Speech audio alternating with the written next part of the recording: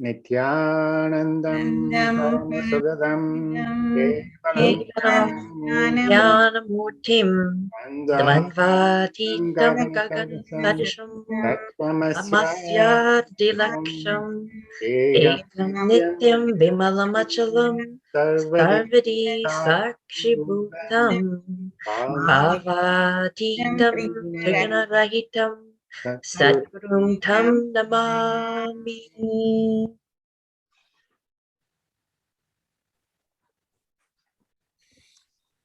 Hello, welcome friends. Glad that you are able to join us as part of the Kailasa's Hindu Doctors Without Borders. This is the much anticipated third and final panel discussion on obesity and overweight. Again, a very important topic that affects millions of people worldwide from many aspects of life. In the first two sessions, the panelists discussed the causes, the reasons, and how it affects the various other systems, both mental and physical systems of the body. Many of life's issues can only be solved by like this, fully understanding the context and get to the depth and root causes of the issue. So that was very informative, the first two sessions where the panelists discussed the in-depth, the background from various aspects of medicine. And that's why in Hinduism, where we believe shining the light in the form of a lit oil lamp, Arti, as it's called, drives the illusion of darkness away. So the obesity, most of the problem, the best way to address and eliminate that is knowing more about it, the causes and all that. And that's what we covered in the first two panel discussions. So that brings us today, when we will talk to the panelists and how they can share from their own perspective from various aspects of medicine and Ayurveda and naturopathy and herbal medicine, how one can attain a sustained mode of losing and maintaining weight. So again, I'm very happy to introduce the panelists. First, we have Pooja, an Ayurvedic doctor specializing in Panchakarma, and she's joining us from Bangalore, India. Welcome, Pooja. And we have Ishan Sun, specializing in acupuncture and herbal medicine, and she's joining us from Ontario, California. Ishan. And finally, we have Prema, a board-certified OBGYN and pelvic surgeon, urogynecologist, joining us from Los Angeles. So without much ado, let me first turn to Dr. Prema. From the clinical perspective, how does the Western modern medicine, if you will, the doctors approach addressing obesity and weight loss? Okay. So Nityanandam, hello to all my friends. So today we are discussing, I'm going to focus on how do we manage this overweight and obesity. So the World Health Organization is recognizing this overweight and obesity is a global epidemic, threat to public health. It's an expensive problem. And how do we manage it? It's not simply a question of willpower or self-control. Because obesity is a very complex problem contributed by biological, genetic, biochemical, hormonal, societal, psychological, and many factors contribute to obesity. So the management has to address all these factors and where do we start from? So I was reviewing articles. This study is based on reviewing of articles on the midline from 1995 to present time to finding out the key factors in managing the weight reduction and maintaining weight loss for a long term. So all these articles were published between these two, between this time period, both in Europe and United States, came up with adding this cognitive behavioral therapy and focusing more on it. So they came up with a program like a best practice program. So now even they use in Europe and United States to use this best care program. So how do we start with? So in this, the patients are identified as which group they belong. Are they normal weight, overweight, obesity, like type 1, 2, and 3. So the normal weight is from 18.5 to 24.9 kilograms per meter square. This is the BMI. So then overweight starts from 25 to 29.9 kilograms per meter square. Then obesity starts at 30 to 34.9 kilograms per meter square. Anything between 35 to 39.9 is obesity class 1.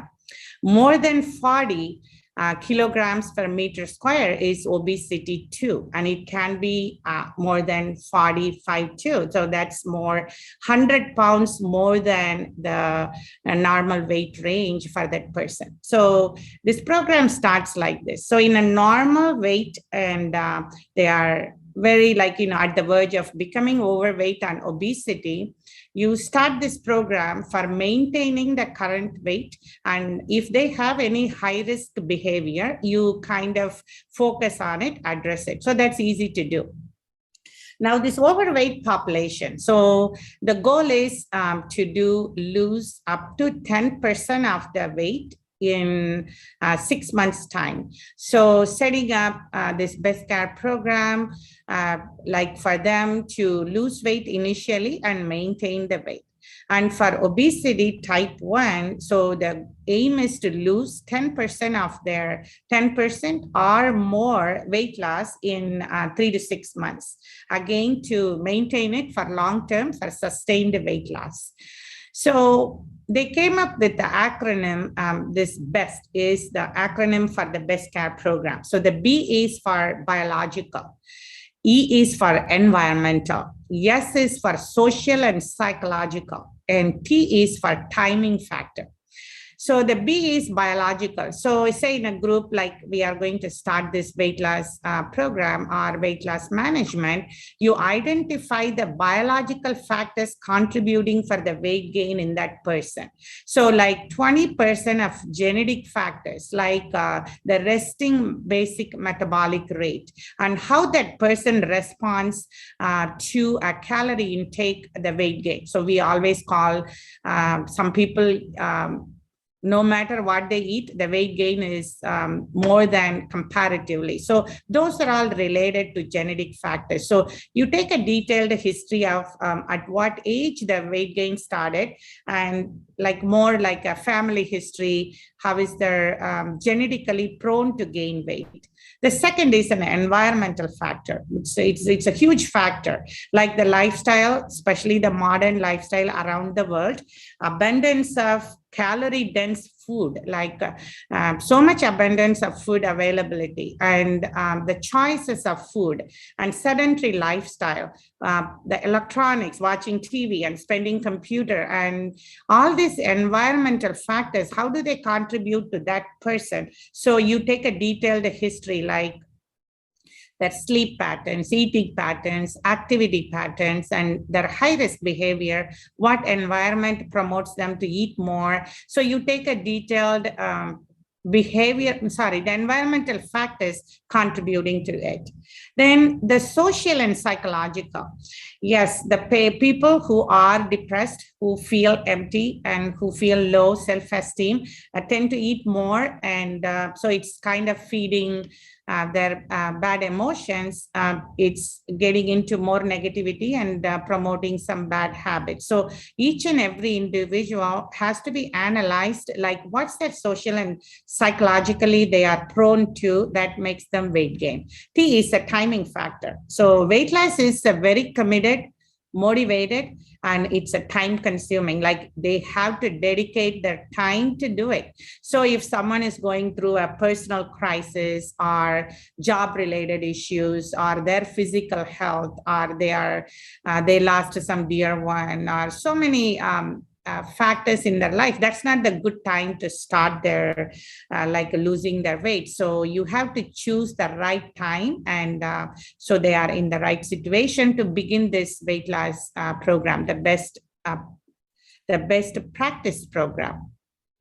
So basically, like when it comes down to managing this group of patients, dietary therapy comes the very first, because the calories are very important for the weight gain. So the calories, the extra calories are converted into fat and it's deposited. So when a patient starts the weight management program, they have to have a detailed micromanaging, like the amount of food, the choice of food, the number of times they eat, and the eating habits in general have to be made like a food diary. They have to create a food diary. When they micromanage their food habits, even some unidentified habits in them comes to light. So then you know that when you're not hungry, what you eat, those kind of things are very important to begin with. Then how do you start with the dietary therapy? There is something called a low calorie diet. So it's 800 to 1500 calories per day, choosing the right food. So 800 to 1500 calories, if they are stick to it, in 6 months, there is a 8 to 10% weight reduction. So there is a good evidences to show that the low calorie diet does reduce the weight 8 to 10% in 6 months.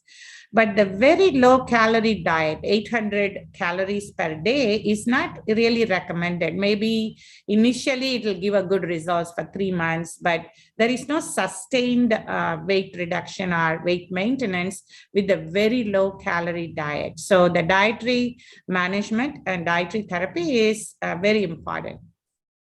Then the second is the physical activity. Obviously, physical activity, like it needs time, motivation.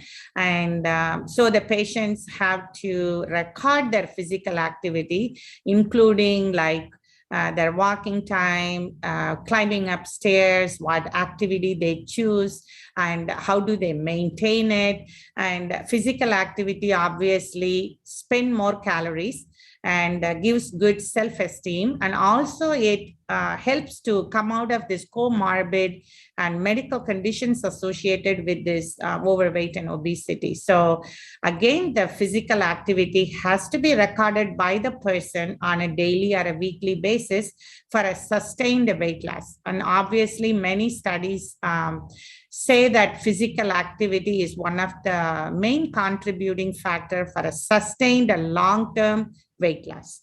So then comes to third, like cognitive behavioral therapy. So say someone chooses the dietary therapy and someone chooses just the exercise.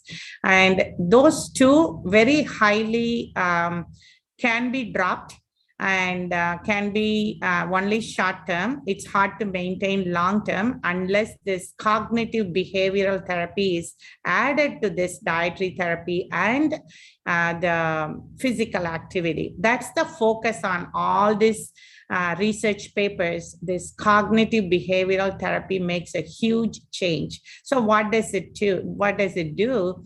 And the individual person like has to understand what it means, like gaining weight, and in terms of details in the food habits, the calories and what do they shop, and recognizing the high dense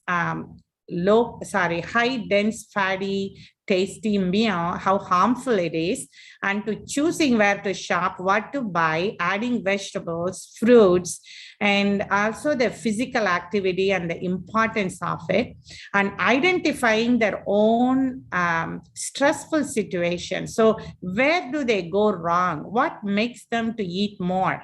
And what kind of association makes them to eat outside? How do you avoid it? And how do you reward you? So when you do like instead of an hour of exercise, you do 3 hours of exercise or hiking. And so you are yourself happy with the choices you make with your food. So rewarding, and having like a peer group, like the same kind of people at family, friend circle, and the groups, to do it as a group that encourages to continue it for a long time, like all these dietary changes and the physical activity. And also the behavioral changes. How do you prevent this dropping it out? Like, so to get counseling or to even do a meditation, yoga, I think this meditation play a huge role in becoming aware of your own issues, like whether it's eating or physical activity, what makes you to choose wrong things in your life. So over time, it becomes a lifestyle for rest of your life. It's not for 3 months, it's not for 6 months, it's not for a year or two. It's your rest of your life that you choose right things. So basically, like, and also surprised to see all this best practice program or even a cognitive behavioral therapy, but last 30 years, there is no significant drop in overweight or obesity. It is continued to growing. It's very sad to realize this. And I think like mainly this mindfulness, meditation, and realizing by the individual the importance of it play a major role.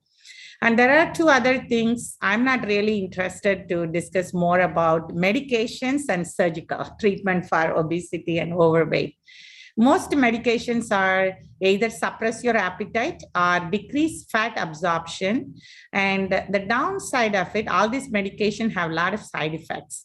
And also these medications, the minute you stop it, the people gain the weight back. So obviously it is not a good choice to use medications for a weight loss. I think around the world, this overweight and obesity is exploited by the business people, like making a 30-day program, 60-day program. They torture them with, again, a bad diet plans, and it never given a sustained results to anyone. So be aware of all these programs which promise you, which has no base on changing your cognition and bringing your consciousness to it.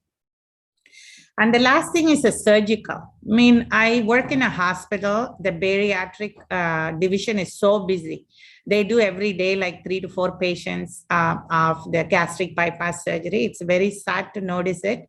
And these surgeries are meant for anyone who is 100 pounds more than their normal weight. Like if they are more than 100 pounds, so they are eligible to have a gastric bypass surgery. I have many of my patients who had this, and it's very sad that they are forcibly made to eat less, and they get adapted to eating less. And another sad thing is they don't absorb the nutrients which is needed to maintain their brain function, liver function, and it's important for their daily life. Many of, I can say almost all these patients are anemic, some nutritional deficiencies, and they have like, they are losing weight. It helps their diabetes and other medical problems, but not really in terms of a person as a whole. So I think that's an extreme step to manage the overweight and obesity by doing a surgical procedure. So we should, for sure, we should avoid it. We shouldn't even go there. And so I kind of covered overall like how this medical practices manage this weight reduction and maintaining the weight loss for a long time. But every institute like UCLA, Cleveland Clinic, Mayo Clinic, they have their programs based on dietary and exercise and adding the cognitive behavioral therapy. And the success rate within their group is also like not that good. So I realized after doing this, preparing for this, to share this with you guys, I think it's mainly the individual person, their motivation, their commitment, their realization, their consciousness to know what is this and to work with this to make as a lifestyle, a good, best lifestyle to maintain the weight and to maintain the normal weight, to avoid complications, to live long, healthier, and happier. I think I'm going to invite the Ayurveda doctor and naturopathy doctor. I think they have more promising solutions for this than the allopathy for this particular problems. Thank you again for listening to me. And then I will ask Pooja to start the next management by her specialty. Namaste to all. Thank you so much for your elaborate explanation regarding the scope of treatment in your field, madam. Just I'll discuss about how Ayurveda can tackle the obesity, one from the point of view of prevention, second from the point of view of therapeutic. First, let us go with the prevention because Ayurveda believes in prevention first. We have two aspects there, ahara and achara. These two things plays a very important role in the prevention of any disease. It is not that only in obesity, in any of them. In Ayurveda, we have certain regimens called Dinacharya, Rutucharya, Sadvrutta, Sadhachara, like this. Dinacharya refers to the daily regimen. Daily regimen starts from the time of waking up till we sleep. This is about daily regimen, how a person should follow the protocol to lead a very healthy and happy life. Second is Rutucharya. Rutucharya means we have seasons, and according to the season, there will be a variations in the doshas which are present in our body. Because we have analyzed already, our body is made up of three doshas, Vata, Pitta, Kapha. Any derangement in any of these doshas will end up with disease. Specifically in obesity, Kapha dosha and Vata dosha, these two are the major precursors. Hence, one has to follow the particular protocol or the regimen or the food according to the season. We have 6 rutus as per Ayurveda, and specific diet and regimen has been quoted, and that we have to follow. This is related to Rutucharya. Next is Sadvrutta. There are certain actors, the codes and conducts we have to follow in our lifetime that also plays an important role, because which is having a direct impact over the psychological and emotional factor. Hence, the Sadvrutta, a unique and a beautiful concept, have been quoted in our Ayurveda. The different codes and conducts has to be followed according to the stages of the life. In Balyavastha, we have different codes and conducts. In Madhyamavastha, in the middle age, in the adulthood age, and in Ruddhavastha, in the old age. That is also and play an important role in the prevention of obesity or the overweight. These are all the few aspects related to the basic concepts. Next is Vihara. As we discussed already in the etiological factors, the person who is having the sedentary lifestyle, who is not having the good exercise, lack of exercise, and who is having eager to take food which is not at all suitable to them, which will aggravate kapha and vata dosha, those has to be prevented. How? In case of Vihara, very specifically in our Samhita, it has been quoted that Vyayama plays an important role. In the line of treatment also it has been told that Vyayama is one of the first line of treatment in the management of obesity or the overweight. Vyayama here referring to not only doing the exercise or bending your hands, legs, etc. No, you have to concentrate on both physical as well as at the psychological level. Your mind and your body should act together. Then only at the metabolism level or at the endocrine system, this correction can be made. This is one thing. Next, second, one more concept, indirect reference is also available, especially in obesity. The swimming is also one of the best exercise which have been quoted. Of course, Vyayama, if you see many a time, we'll ask the patient to go for a brisk walk so that they have to sweat a lot. Then automatically the accumulated fat will be liquefied. So indirectly you will see the changes in the body weight. Or of course few patients may opt for cycling or whatever it may be. So Ayurveda has not specifically told which type of Vyayama is. That is according to our convenience and according to the patient's capability, one has to choose accordingly. Next, third aspect is ahara. It is very, very important. In etiological factors also it has been told, one who is having the habit of taking kafakara ahara, that means which will aggravate the kapha dosha, that has to be totally stopped. Like ati madura ahara sevana, ati guru ahara sevana. Two things. Ati madura is one which is having sweet in nature, and ati guru, heavy for digestion. These two sorts of food has to be avoided during the course of treatment or just as a part of prevention protocol. Next, of course, Ayurveda believes in one particular concept that is called Viruddha Ahara, incompatible food. Taking curd and fish together is considered as an incompatible food. Such type of Viruddha, we have 18 varieties, not only the combination of food, even the quantity, quality, and according to the place where we are living, we have to take such type of food there itself. So that Viruddha also has to be avoided. So we have a elaborate concept of Viruddha Ahara. That is also one of the important factor we are supposed to advise a patient, or patient has to follow that Viruddha Ahara food should not be consumed at all. So best example I have to, curd rice with fish is considered to be an incompatible food, and that should be avoided totally. It not only induces obesity, even some sorts of skin problem, other psychological issues, and even infertility also one of the leading complication by this Viruddha Ahara. This is the first set of things which have been told in Ayurveda. Second, of course, therapeutic.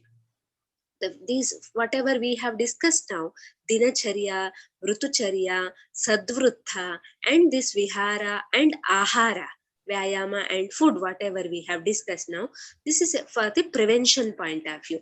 Next, therapeutic point of view. In the Chikitsa Sutra, the line of treatment in our ancient literature, Charaka Samhita, very specifically quoted, Tatra api ullekanam shastam vireko raktamokshanam. Very important. Ullekanam. Ullekanam is nothing but, in Ayurveda, we have Panchakarma procedures. In that, the first one is Vamana Karma, and that is nothing but Ullekana. Expelling the vitiated morbid factors out of the body through the oral route is called as Vamana Karma.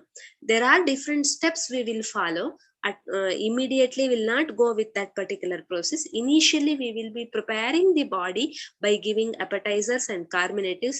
Then, of course, we'll try to bring the vitiated morbid factors from all over the body to the nearest route from where it can be expelled out. Then, of course, we'll advise the medicament and the process will be done. So this is one thing. Especially this Vamana Karma is meant for Kapha dosha. Once if we regularize the kapha dosha, automatically lot of changes will happen in the metabolism and of course the endocrine level also, and you will see the reduction in the weight, body weight. But one important factor has to be remembered here. The strict diet and regimen has to be followed even after this particular treatment. Then you can balance the constant body weight throughout the lifetime. Next is Virechana. Of course, it is a therapeutic purgation. Here also the correction of Vata dosha will take place. Hence, we'll see the lot of improvement in a patients who are suffering from the endocrine related obesity. In them, this particular treatment will help. Same like therapeutic MSs, that is Vamana Karma. Virechana Karma is also done in a stepwise manner, but here instead of vomiting, here we'll give the medicament in which the waste metabolites and vitiated factors will be expelled out of the body through the anal route. This is the second line of treatment. Third and most important and the best line of treatment is Basti. In Ayurveda, we have one specific peculiar combination of Basti called as Lekana Basti. The name is Lekana Basti. That itself, the word itself is telling lekana, scarifying or scavenging, which will do the scavenging action.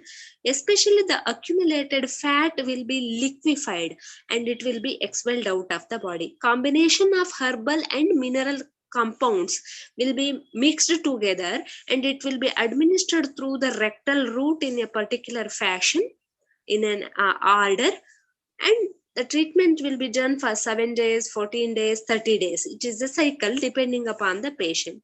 And excellent result will be obtained after this particular treatment, especially in skin fold thickness. We have noticed lot of improvement. In Vamana and Virechana, immediately we can see the patient will be weighing around 75-80 kilo. Immediately after treatment, the reduction of more than 8+ kgs, depending upon how the patient will follow the diet and regimen, that also matters. And lastly, very important, after this samshodhana, we'll go with the palliative care, that is called as samshamana. Oral medications will be given. We have different herbs to combat the vata and kapha dosha, and also medha. We have to reduce the medha. Medha is nothing but the fat. It's a general correlation. It is beyond that. Now, the first and foremost drug which we will use in the management of obesity is gugulu. Botanically, it is identified as Commiphora mucul. So, this particular drug is considered to be the best choice in the management of obesity or the overweight. We have different combinations or compound preparations like Navaka gugulu, Medohara Vidangadi Loha. Like that, we have combination of drugs which we are going to administer for more than 3 to 6 months. And once the patient starts taking these medications after the above said purificator therapy, then of course lot of improvement will be seen. This is one drug. Second, we have one more drug called as Yavamalaki Churna. Yava is nothing but barley. Amalaki is Indian gooseberry. We'll make a combination of that. Those two will be made in dried and it will be made into powder and it will be given in an empty stomach. And that also will help in the reduction of fat. So this is also one of the combination very commonly prescribed by an Ayurvedic physician, the person who comes with the overweight and obesity. One more drug we will use, that is called as Shilajatu. I think this is a mineral compound, and especially this drug is meant for the reduction of kapha dosha. Many a times obese patients will have the diabetes also. In that case, the Shilajatu will be the better option, the better choice of drug for the management of obesity. Like that, we have so many drugs. One more drug is called as Vidanga. Vidanga is botanically identified as Embolica ribes, which will act at the level of digestion and metabolism, in turn, which will correct at the level of digestive fire. Hence, that is also one of the best drugs, especially in child obesity. We cannot prescribe Shilajatu or Gugulu because these drugs also will have certain limitations. To a certain period only we can advise these medications, not for a longer duration. In child obesity, at that point of time, we'll go with the Vidanga combination. So Loha combinations also. loha is nothing but the iron preparation, which will be made into basma form and it will be given internally. Like that, different herbal and mineral and herbo-mineral combination of herbo-mineral compounds will also be administered in the management of obesity. At last, one important factor has to be remembered. It is not that administration of any purificatory therapy or oral medications. It is in the patient hand how after the treatment also they will follow the ahara and vihara. Of course, if they have the family history, we may not be having or we may not get the encouraging results as like what we will get in a obese patient who is having different etiological factors or the cause factors. So in total, Ayurveda believes to manage the obesity and the overweight, one has to follow the dinacharya, rutucharya, sadvrutta, samshodhana treatment, samshamana treatment, and of course the proper ahara, vihara, and achara. So I think this is about the treatment protocol which have been explained in Ayurveda. Very interesting, Pooja. I got a quick question. So looks like Ayurveda does have various actual treatment options to address based on the individual needs. Is it something that a patient can do it on their own? Meaning, can they like order the herbal medicine, or should they be under the care of the Ayurvedic doctor? No, all the treatments or whatever which we have discussed now should be taken under the supervision of an expert physician only. Okay, so perhaps in the future we can open up that as a service to people who are looking for permanent solutions to reach out to Ayurvedic and herbal doctors like you all to actually get some real relief kind of thing, right? Yes, yes. Oh, I really liked it, Pooja. It's wonderful. Yeah. I'll be referring more patients to Ayurveda doctors here. I wish you are here. Yeah. So Ishan, would you like to share, talking of herbal medicine, what is your perspective about treating and addressing, finding a sustained solution for weight loss? Nityanandam. Yes, thank you, Pooja. That was very informative. It really is not one thing fits all. It's very detailed. A person's constitution, what type of therapies, what type of herbs would be the correct course. And that is the same as in Chinese medicine. So we have different elements in the body, the fire types, earth types, water type, metal type, and what body type constitution you are will determine what herbs and herbal formulations that you get. So this is definitely also something that is you would go to a professional for. I can talk about some general herbal supplements, more of a naturopathic type. Rather than the Chinese herbal formulations, which are pretty exact to the person's constitution and situation. So the first thing I would like to talk about is the problem with toxin overload. And again, like Dr. Pooja has mentioned, there's extensive detail in Ayurvedic medicine on how to purge the body of fat and toxins. This is a very, I would say, one of the most important aspects of weight loss. There are over 10 million chemical compounds produced a year, new chemicals, and not enough research funding to study them all. And so this is pretty alarming. We're under a lot of chemicals and poisons constantly through our food, through our water, through our air, soil. And so I would talk about the things that are well studied and that you could look out for, people begin to look out for in their consumer products, cosmetics, foods, things like lotions, mouthwash, shampoo, pretty much every aspect of what you put on your skin, and use. So the chemicals are related to obesity because of the vast amount of inflammation and toxic overload it creates on the liver and stored in the organs and in the lymph. And this is, of course, inflammation as an underlying cause for obesity, toxic overload. One thing people could begin to do is to cut out all chemical-ridden conventional products. There are readily available places on Amazon or Whole Foods or Sprouts or local health food stores that offer a chemical-free shampoo, detergent, dishwash, cosmetics, every aspect. A few of these chemicals I'd like to just discuss on, and this is something that everyone could research very easily. Just Google, top 10, top 12 chemical contaminants in cosmetics, food, and items. And you'll find extensive detail and research on the various chemicals that you would look out for on the label. Several of them, 3 in particular. The first one being parabens. They're named as methylparabens, paraparabens, methyl, all these different forms of parabens. Parabens are basically preservatives, and they disrupt hormonal and imbalance and cause reproductive harm, and linked to things like cancer, obesity, metabolic issues. So another one is phthalates, that's spelled PHTHALATES.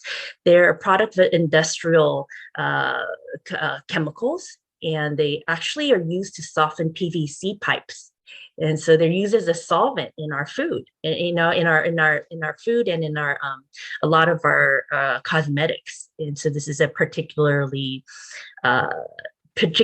dangerous because it's an endocrine disruptor. So it disrupts every hormone producing gland in your body. So the detrimental effects on the thyroid, adrenals, especially ovaries, and reproductive health linked to reproductive harm or cancers.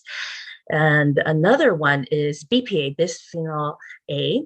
It's a chemical manufacturer in epoxy resin and plastics. They're prevalent in food, especially the lining of packaging. For instance, canned foods, in the lining, that slippery interior of the canned foods that prevent rusting, that's very high in BPA. It's also high in plastics, especially, packaged water, especially the thinner plastics. They tend to leach BPA into the water, particularly at a higher level. So, very dangerous to have that. It's better to have a good filter at home that you use rather to get, packaged plastics. It's also better for the environment, less plastic use. And people could begin to just Google, research, natural cleaning solutions for the house, research vinegar, borax, diluted hydrogen peroxide alternatives. There's going to be no chemicals and no toxic chemical scents. Being aware to not use toxic scents too. Like people like to use those little tree here in the U.S. Those little fragrance trees in the car after they wash the car. So those are particularly dangerous to the body. There's a term here called chemically sensitive individuals. I feel like that downplays people's natural awareness, awareness in the body when chemicals are taken in, and how it makes us feel ill. I feel like it should be, that term should be renamed chemically aware individuals rather than just chemically sensitive. I mean, there are other factors how some people are more affected, like if their liver function is worse, they'll feel more sick, but because it becomes more obvious, right? But however, that term should definitely be changed. So there's more and more awareness, and not just brushing it off like, oh, these people are just, weaker or more chemically, they can't handle it, right? Because these things do build up in everyone, it does build up and toxify people's liver, people's lymph. So things like that, things like getting rid of toxins, very important on a daily basis. Things like dry skin brushing. The lymph is an extensive, tissue organ. in our entire body that, regulates, transports white blood cells. It also holds toxins and chemicals, and it can overload the system. And particularly in women, where the breast tissue tends to be more breast tissue, a lot of that could get trapped, leading to breast cancer risks. The use of chemicals in deodorants. If you think about it, especially in women, we have in the West here, bra, like tight bra, wire bra, cutting off the lymph, right? Every day, cutting off the lymph, and then could you imagine adding all these chemical-ridden, carcinogenic deodorants in? It just gets trapped in the breast tissue. So it's just about, like what Swamiji says, having less blind spots, more awareness into the daily activities, what we're putting into our body, just having more awareness with that. And another thing I'd like to talk about is water. Water is full of, there's over 90 contaminants in water, so it's very important to get a good filter for the water. I would touch upon the fact, again, of having more awareness rather than hype. For instance, there's this big popularity of alkaline water. People claiming that alkaline water is better for you because it alkalizes you. However, people need to understand that pH is different according to different compartments in the body, right? Your blood, should be at 7.2 pH, right, for optimal function, for sustained life. But your stomach, everyone's stomach, the ideal is actually pH of 2 to 3. Now, there's various reasons. There's killing off of toxic chemicals, toxic microbes, viruses. It's a first line of defense through the oral route, other than the natural microbiome in the mouth. But when people drink alkaline water, what's happening? You're taking a 9 pH, 10 pH, sometimes it's incredible, 11 pH. You keep on diluting your stomach acid. It's like constantly taking Tums. So what does that do to people's digestion? They're not able to digest proteins and extract calcium from the diet. So that is a problem. I'm not saying it's a problem in every case. Maybe there are certain acidity cases in the stomach where maybe a little bit of alkaline water is good, but it's definitely not the majority of cases. So things like that, awareness, rather than hype. One other thing is a little off topic, but I think is really important, that brings in the consciousness aspect, because water is such a sacred element. It holds information, transfers information, and carries prayer, and a lot of rituals are from all different cultures are done with water, worshiping, especially Hinduism. We offer the Shiva Linga, the water, holding our prayers, our intentions, our devotion. And so a simple thing, there's a big new age hype about chakra, chakra balancing. Everybody talks about you wanting to balance their chakras. But what's interesting is Om Namah Shivaya. Each syllable of that actually hits a different chakra. So it's one of like a 3-second chakra clearing that's very powerful and based on ancient tradition and Hinduism. I feel like that's really amazing. It's how powerful just hold water and pray to it before consuming. Because when you consume blessed water, charged water, you actually create a quantum entanglement where all other cells, water molecules come into resonance with that.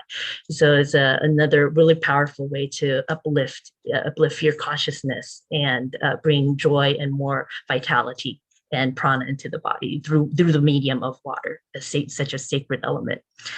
So speaking of, what we put in our mouth, I'd like to talk about mouthwash, particularly chemical ridden mouthwash. I won't name any particular brands, but most were aware of what's out there. Conventional mouthwash.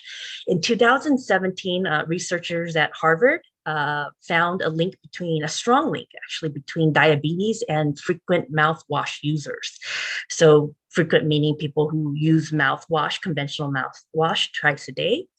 55% had higher risk of developing diabetes or having dangerous blood sugar spikes within 3 years. That's incredible. The study size was 1,200 people. Now, the reasoning for this is one of the reasoning, other than the chemicals, right, is that the mouth has over about 700 bacterial species in the oral cavity.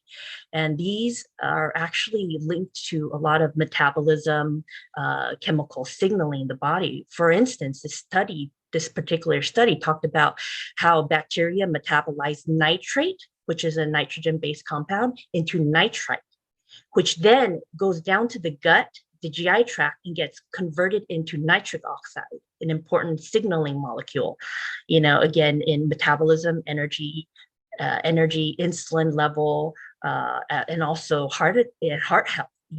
People give, medical doctors give nitric oxide to reduce heart attack risk, because it, softens the lining of the endothelial, the blood vessels, and also increases blood flow also. And so very, very important thing that could be completely destroyed in something like mouthwash. And again, don't worry, there are many, many natural alternatives out there at the health food store. For instance, zinc-based, and other unharmful, non-harmful things. Next thing we want to talk about is diet. Diet is very important, and again, depends on your constitution. In Chinese medicine, there's much similar to like kapha types, like there's water types, who have spleen deficiency. Their spleen does not have enough digestive fire to metabolize, so their metabolism is going to be completely different. However, I'll talk to things that is more relevant to the general public that they can begin to research. And I feel like one of the most crucial things is getting more awareness. The past thing that had so much awareness was grains, right? Wheat and grains. I've had a lot of people who dropped, who see me, who drop literally 20, 30, 40 pounds just by cutting out grains and wheat. And we spoke about this in the earlier talks, that the wheat, for instance, industry is ridden with pesticides and herbicides, to kill the wheat to make it into wheat. It damages the soil, and it damages our microbiome. It creates toxic overload. The other one that's gaining more awareness is a talk about lectins. Lectins are a type of protein actually found in a lot of plants and vegetables. And they act as a defense mechanism. They're antimicrobial, so they protect the plant against mold, fungi, and plant disease. And a lot of our gut biome is damaged from these lectins. Things that are high in lectins are things like legumes. So food items like peas, lentils, soybeans, raw beans. There are a lot in nuts and seeds, such as peanuts, cashews, sunflower seeds, pumpkins, particularly high in nightshade families like potato, tomato, eggplant, bell peppers, as well as dairy and chia seeds. Now, there are proper ways to prepare the food to drastically decrease the lectin, and that involves things like soaking, like making sure to thoroughly soak your beans overnight, or the whole night, to get to deactivate a lot of these or reduce the lectins. Germinating, fermenting, or sprouting is particularly good at activating enzymes, making your food more nutritious, more easily digestible, more raw, more alive. Right, and then reducing these very inflammatory lectins that disrupt hormone balance,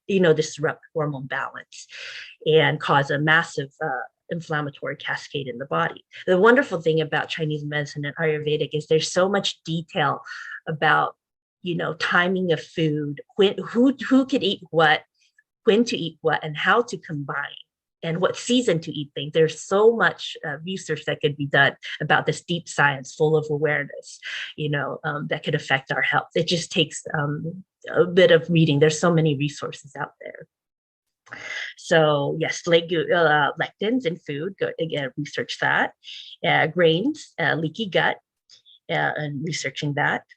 And then the next thing I'd like to speak a little bit about is probiotics, because things like things that cause inflammation in the gut, the lectins in our food, the chemicals, they starve off a lot of probiotics in the body. The microbiome in our body is critical for digestion, metabolism, immune system, hormone balance. It's critical in inflammation and allergy situations. And again, easy to research, things like lactobacillus, bifidobacterium, Saccharomyces boulardii. Those are all very beneficial probiotics. Two things to note about when you're looking for probiotics, because there's so many brands, so much hype, right? The one thing to look for is that probiotics ideally should contain something called symbiotic. Symbiotic meaning like prebiotic, food for the bacteria, so that when you when you buy those products, you're actually getting more chances of having bacteria that's alive, right? And another thing is to make sure the company states that they're human strength probiotics. It's because there's a big hype on probiotics and how it's so wonderful health.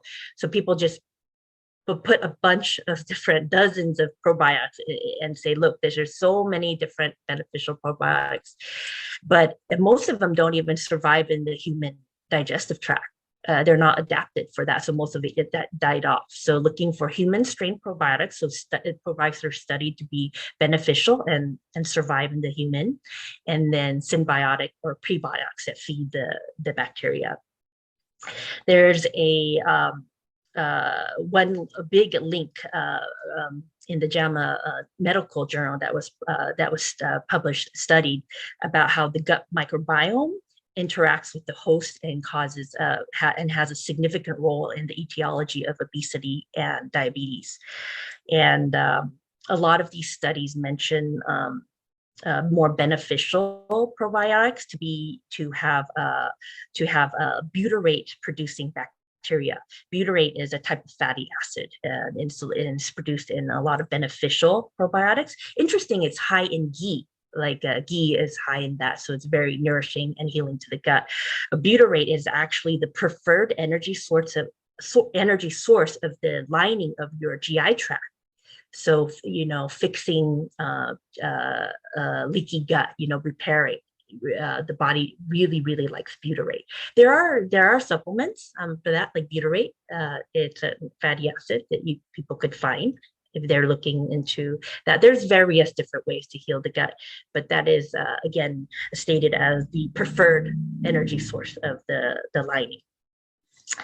And the final thing I'd like to talk about is exercise. Yeah, so there's, again, all this, what's pushed in our faces, you have to have high intensity, you have to sweat, you have to be panting, have to do this high intensity, but that is only designed for very short term situations where, like, for instance, if you're training for a marathon, something like short like that, right? Because over time, all this intensity causes so much cortisol release. We think that we're being chased by a tiger. Our body doesn't know that we're exercising for health and weight loss. We just think that we're in danger, so that ends up causing a bunch of cortisol issues, eventually fatigue, muscle breakdown, rebounding, weight gain. It's just not sustainable. What's sustainable is things like low intensity, something that you're not out of breath for, like brisk walking, swimming, weightlifting, weightlifting that you're paying attention to your heart rate and your breath. You're not overstressing yourself. Simple things like just 20 minutes a walk a day, incredible and sustainable. And exercise should be invigorating. That's why particularly yoga is so powerful. Yoga is invigorating at the same time as, good for weight loss and metabolism by balancing the endocrine system, that mind-body connection that Pooja was discussing, how that was important to regulate the hormone system. I was like, oh, wow, that's why yoga is particularly powerful.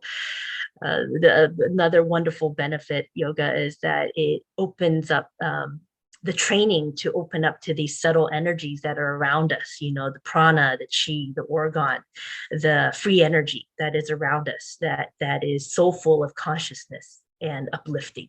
So bringing more prana in, uplifting, overriding these negative emotions by it's such a just a wonderful tool. So I hope I covered enough to inspire people to do their own research about this topic. There's just, it's endless. There's so much, but I just feel like these are one of the top few. Okay, thank you so much.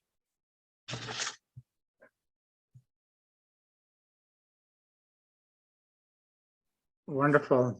Thank you, Ishan. I think all three of you shared some really good tips and insights into how we got ourselves into this situation. And well, the good news is, looks like there are solutions.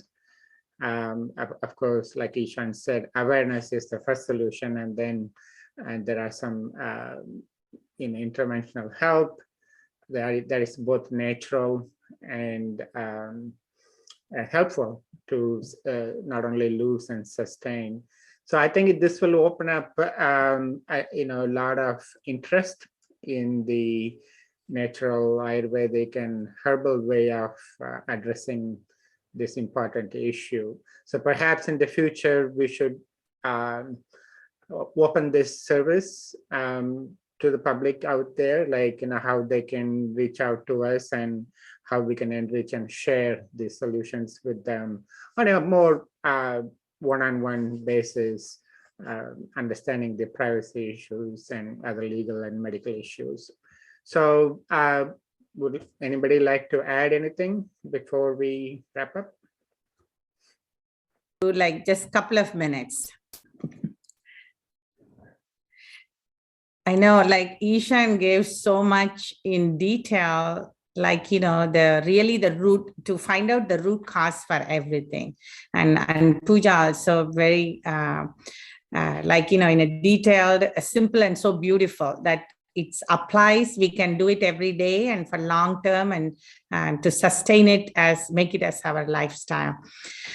Personally, and we are all doctors from different field, and we take care of patients and we learn a lot. To me, my personal to help me, whether to change the lifestyle or the food or exercise and everything. So attending Swamiji's, the programs on health. And also, I think that Swamiji empowers us with cosmic wisdom and gives us the energy and gives us the power and helps us to change with no effort from our side, that we don't need any effort to do anything. So I'll be uploading Swamiji's videos on all topics on health, Nirahara Samyama, and also it's very important to get his knowledge through his speeches and satsangs, and to be part of the local temples and acharyas to learn. As Pooja is mentioning, everything has to be done by proper acharya under supervision. And so I will start uploading, and I will ask Ishan to, if you find Swamiji's videos on health and food, and with Pooja too, like some interesting articles. I'll be inviting all the doctors who are in the Hindu Doctors Without Borders to share their own experience and what's the powerful cognitions they got it from Swamiji. Because in my personal life, no doctor can fix. He is the doctor, he is the master, he is everything to bless us to do anything in our life so effortless. And whether it's food to choose, he has taken us like a long path of choosing organic and keeping our garden. Where you walk, the plants know you, they know you, the plants grow for you. So I have a huge garden, focusing, and just it's so much knowledge that he showers, that everything we do with no plan, no struggle, no giving up, it's all positive. And it's not just you, the people around you, the family changes, the community changes. And so I do want all of us to start uploading and sharing Swamiji's he has talked so much about it. He should be the one representing the weight loss programs. He should be the one helping the whole humanity to live healthy and sustain it for a long time. So my gratitude to him, and let's continue to do this. Okay, so let's end with the Purnamada.